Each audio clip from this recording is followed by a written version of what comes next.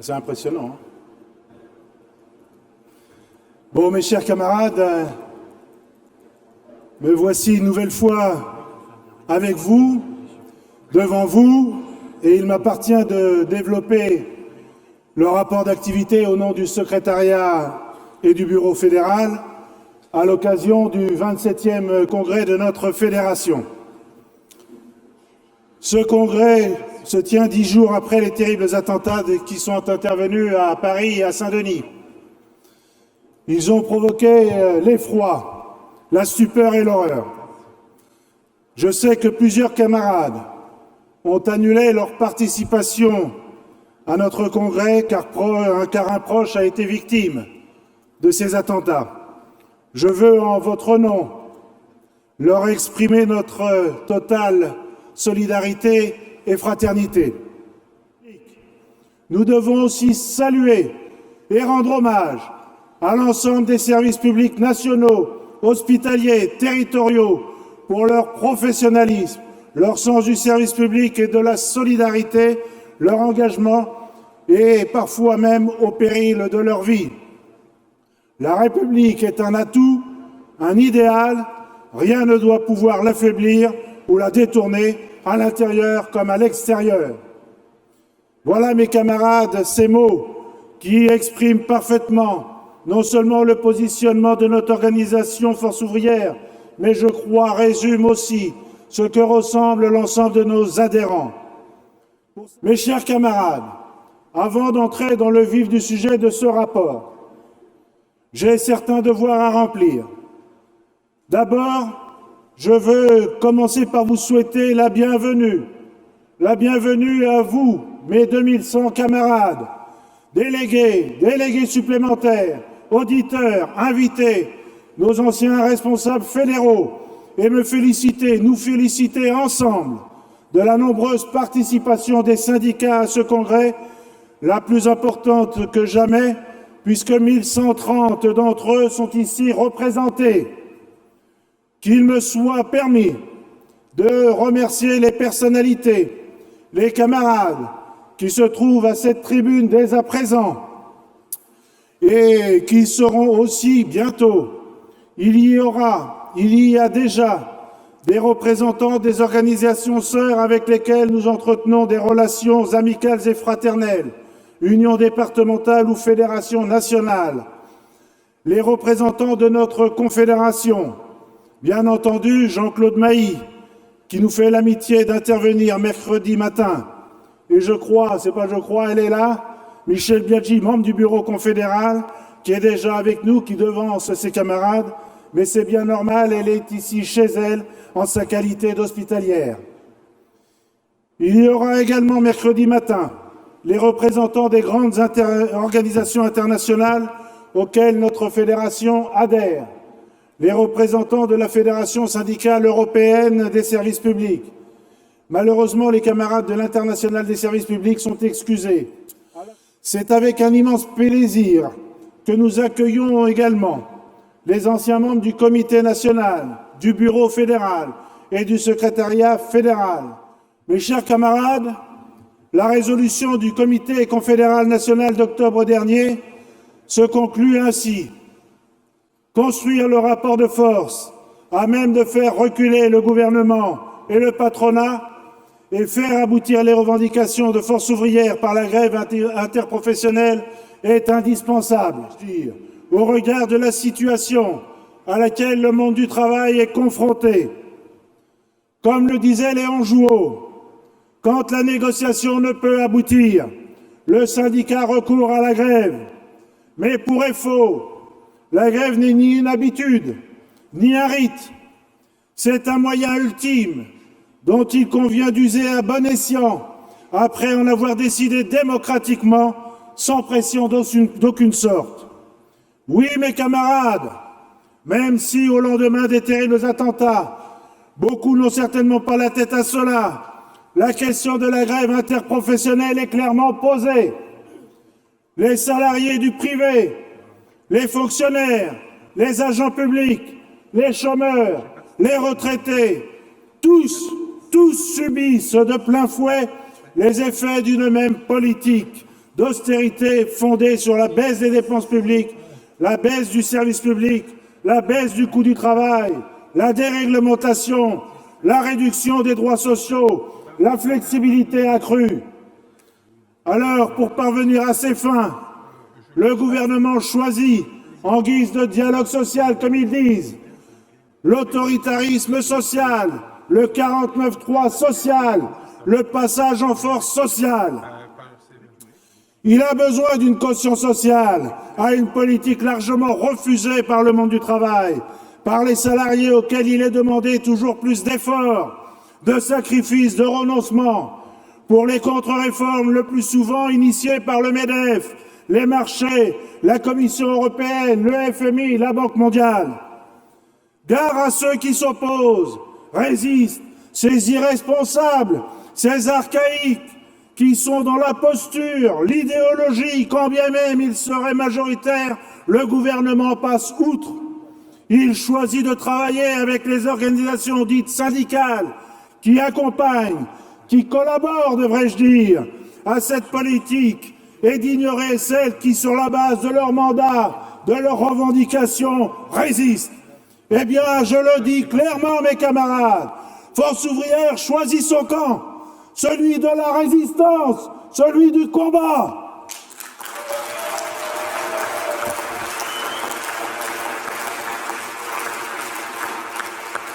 Oui, mes camarades, les politiques d'austérité, en Europe comme en France, sont destructrices des services publics, d'emplois, de droits sociaux. Elles génèrent également la montée des inégalités et des précarités. Face à ce dogme, socialement, économiquement, démocratiquement suicidaire, comme l'aime à le rappeler régulièrement Jean-Claude Mailly, et faux a raison de réaffirmer son opposition au pacte budgétaire européen, au TSCG. Au niveau international, on a assisté cet été à la panique boursière suite aux événements en Chine, la catastrophe chimique, la dévaluation du yen, le ralentissement de la Chine a et aura des impacts sur le monde entier. Croire que la France sera épargnée relève de la croyance au miracle. L'économie mondiale reste fragile. Partout, la reprise manque de vigueur. Les pays dits émergents connaissent désormais leur 5e année de ralentissement et certains, comme le Brésil, se trouvent même en récession. Par ailleurs, les prévisions de croissance mondiale du fonds, sur fond de contraction aux États-Unis et de ralentissement en Chine ont été déclassées. Chers camarades, on ne peut évoquer la situation internationale sans évoquer le projet de traité transatlantique de libre-échange entre l'Union européenne et les États-Unis, traité dit TTIP.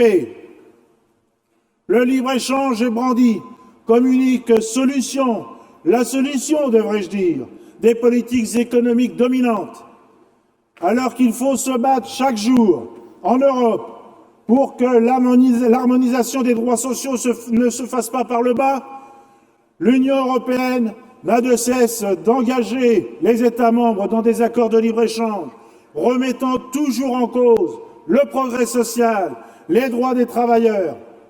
Alors, comme Force ouvrière l'affirme depuis longtemps, le libéralisme économique est synonyme d'autoritarisme social. Oui, Force ouvrière exprime sa volonté de changer l'Europe, car une autre Europe est possible, l'Europe des travailleurs. Mes camarades, ces 6 derniers mois nous ont gratifié d'un véritable florilège. Tenez-vous bien, la loi Macron pour la croissance, l'activité et l'égalité des chances économiques, la loi Rebsamen de réforme sur le dialogue social, la loi portant nouvelle organisation territoriale de la République, la loi NOTRe, la mise en œuvre des nouvelles régions, des métropoles, des nouveaux établissements publics de coopération intercommunale, EPCI, le rapport Combrexel sur la négociation collective, le travail et l'emploi tentant de remettre en cause le Code du travail, le rapport Mettling sur la transformation numérique et vie au travail, le protocole sur l'avenir de la fonction publique, parcours professionnel, carrière et rémunération, l'accord sur les retraites complémentaires, le projet de loi santé, le projet de loi de financement de l'État et de la sécurité sociale. Mes camarades, vous l'avez vu, cette longue litanie, tout ça est intervenu ces derniers mois. Et sans entrer dans le détail de toutes ces mesures, il convient de mettre en lumière quelques-uns de ces aspects. S'agissant des collectivités territoriales, c'est un grand processus de relance de la décentralisation qui est en marche depuis 2010. 6 lois ont été votées dans ce sens. En 2010, la réforme des collectivités territoriales. En 2013, 2 lois relatives à l'élection des conseillers départementaux, conseillers municipaux et conseillers communautaires. En 2014, la loi sur la modernisation de l'action publique territoriale et la formation des métropoles. En janvier 2015, la loi relative à la délimitation des régions et en août 2015, la loi NOTRe portant nouvelle organisation territoriale de la République se met en place. Ainsi, pour tout l'ensemble de ces réformes, la région et la métropole constitueraient l'échelon de référence avec moins d'État. Quant à la commune et le département, ils seraient amoindris à l'extrême. Oui, le projet de loi Touraine constitue pour les hôpitaux publics l'arsenal chargé de garantir la diminution des 3,4 milliards d'euros en 2016 et non pas une amélioration de notre système de pensée. Ce projet de loi dit de modernisation de la santé ne se résume pas, comme on essaie de nous le faire croire, à la mise en œuvre du tiers payant. La logique de territoire, les réformes structurelles nécessaires à ces objectifs figurent dans le projet de loi. Mutualisation et coopération avec les groupements hospitaliers de territoire, économie à outrance avec le développement à marche forcée de la chirurgie ambulatoire, territorialisation avec la mise en place des territoires de santé, et je pourrais ainsi multiplier les exemples. Les groupements hospitaliers de territoire, eh bien, ils ont clairement pour objectif de préparer la fusion des établissements et pas autre chose. Ils vont accélérer la fermeture de dizaines de milliers de lits supplémentaires d'hôpitaux publics entiers, s'accompagnant d'un plan social. 22 000 emplois, mes camarades, dans la fonction publique hospitalière sont sur la sellette. Oui, mes camarades, il faut à raison de s'opposer au projet de loi santé, aux lois de réforme territoriale, au démantèlement du service public, à la remise en cause du statut général et des statuts particuliers, au protocole PPCR. Mes camarades, la Fédération soutient l'action des agents avec leurs syndicats pour la défense des conditions de travail, des moyens, contre les suppressions de postes dans les hôpitaux, les EHPAD, les structures du secteur social. Oui, mes camarades, la Fédération soutient les actions des agents de la fonction publique territoriale qui subissent et vont subir un véritable plan de suppression d'emplois généré par les différentes lois touchant la FPT. Mais au-delà de tout cela, tout cela nécessite un combat social et républicain, couplé d'une réaction interprofessionnelle. Construire le rapport de force à même de faire reculer le gouvernement et le patronat et faire aboutir les revendications de FO est indispensable, je le répète. Alors oui, mes camarades, dans ce cadre, après le 9 avril 2015, nous devons tout mettre en œuvre et prendre toutes les initiatives nécessaires pour mobiliser toutes nos structures FO, tous les salariés, pour construire le rapport de force par la grève interprofessionnelle. Le secrétariat fédéral, et notamment Yves et moi, se sont régulièrement rendus sur le terrain, dans les syndicats, les congrès, les meetings. Les unions nationales et les syndicats nationaux ont également fourni un gros travail sur leurs secteurs respectifs. Certains tiennent du reste leur congrès, y compris pendant notre congrès fédéral. Je le redis avec force, les unions sont partie intégrante à la fédération. Elles y occupent toute leur place et leurs militants ont aussi vocation à y occuper toute leur place. J'en profite pour dire toute notre satisfaction avec l'Union nationale d'avoir accueilli à Force ouvrière les syndicats, les membres du syndicat national des sapeurs-pompiers professionnels et des personnels administratifs, techniques et spécialisés. Certes, tout n'est pas complètement réglé. Le congrès qui doit se tenir à Artigues dans les prochains jours permettra d'avancer encore davantage. Chers camarades, quelques mots sur nos relations avec la Confédération, les unions départementales, les fédérations et l'UAFPFO. Je le dis, nous entretenons d'excellentes relations avec la Confédération. Cet état de fait est largement facilité par notre accord quant à l'orientation confédérale portée de la meilleure manière qui soit par notre secrétaire général Jean-Claude Mailly. Oui, je soutiens de manière inconditionnelle Jean-Claude Mailly. Nous avons en sa personne un très grand leader syndical qui fait la fierté des militants, des adhérents et qui est reconnu bien au-delà de nos rangs. Je veux dire ici, en votre nom, combien il sait se rendre disponible pour toutes nos sollicitations. Nous en avons eu du reste une éclatante démonstration lors de la campagne électorale de 2014, au cours de laquelle il a mouillé la chemise, comme on dit. Du reste, nous travaillons de la meilleure manière qui soit, avec tous les membres du bureau confédéral, sans exception. Nous avons participé, bien entendu, au congrès confédéral de Tours. Je dois également souligner que nous entretenons de très bonnes relations avec l'immense majorité des unions départementales, même si quelques exceptions viennent confirmer cette règle. Mes chers camarades, j'arrive au terme de ce compte-rendu de mandat. Je voudrais confirmer ce que beaucoup d'entre vous savent déjà. Je ne représenterai pas ma candidature au secrétariat fédéral et donc aux fonctions de secrétaire général à l'occasion du renouvellement des instances qui interviendront en avril prochain. Après 10 années passées à la tête de mon syndicat FO Laborie, et je salue Sophie et toute ma délégation, autant comme secrétaire de la région Poitou-Charentes-Limousin, après 20 ans passés au bureau fédéral, dont 15 au secrétariat fédéral, et 2 mandats comme secrétaire général, je crois qu'il est temps de passer la main. Je veux saluer les camarades avec lesquels j'ai milité à la fédération, dans ma région, dans mon syndicat. Et j'ai une pensée particulière pour 3 amis aujourd'hui disparus, qui m'ont formé et avec qui j'ai appris tout le syndicalisme. Claude Mazot, l'ancien secrétaire de mon syndicat, Michel David et Jean-Marie Bello.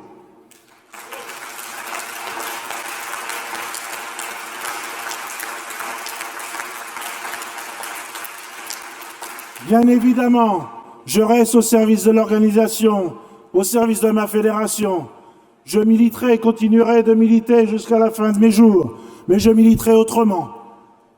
Mes chers camarades, avec mes collègues du secrétariat fédéral, avec mon ami Yves Cotela, notre secrétaire général adjoint responsable de la branche des services publics, nous nous sommes employés avec toute notre énergie à porter haut les revendications, les positions de la fédération. Nous avons participé et tenté de participer à son développement, à sa progression, à son rayonnement. Merci Didier, Johan et Dominique, mes collègues et amis de la branche des services publics du secrétariat fédéral. Merci Hervé, merci Luc, merci Denis, merci Jean-Yves pour votre fidèle soutien et votre amitié indéfectible. J'ai eu la chance de travailler avec une équipe remarquable et formidable pour continuer de construire une fédération qui a été amenée par nos anciens qui sont ici présents. Cette fédération, cette construction, elle repose sur 3 piliers essentiels à mes yeux: l'orientation, l'unité et l'indépendance. Ces 3 piliers, mes camarades, ils sont indispensables à la défense des revendications, à la défense de la République sociale, essentielle à l'émancipation de la classe ouvrière. Alors, mes chers camarades, soyons fiers de ce que nous sommes, un syndicat libre et indépendant. L'indépendance toujours, la liberté toujours et encore, les revendications maintenant. Vive la fédération, vive la Confédération Générale du Travail Force Ouvrière, vous avez la parole.